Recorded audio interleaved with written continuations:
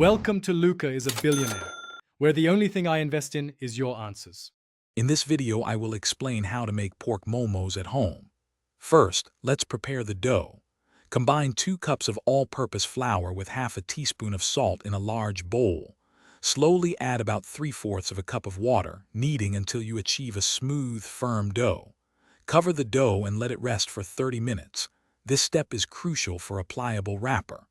Afterwards, divide the dough into small, uniform pieces, ready for rolling. Now, let's create the delicious pork filling.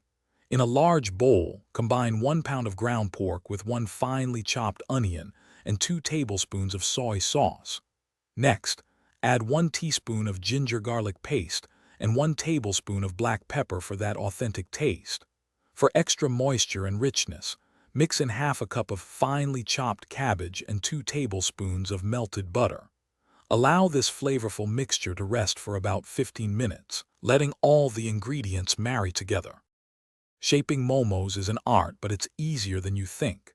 Take each small dough portion and roll it into a thin, circular wrapper, aiming for about 3.5 to 4 inches in diameter.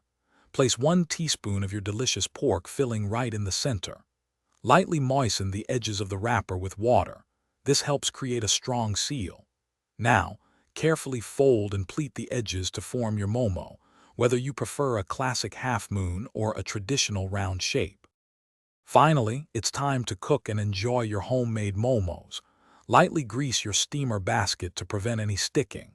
Carefully arrange the momos, making sure there's enough space between each one for even steaming. Steam them over medium heat for 10 to 15 minutes, or until the dough looks translucent and isn't sticky. Serve them piping hot with your favorite dipping sauce. And for a truly effortless clean, check out the Shark AI Ultra Robot Vacuum link in the description, along with other great deals.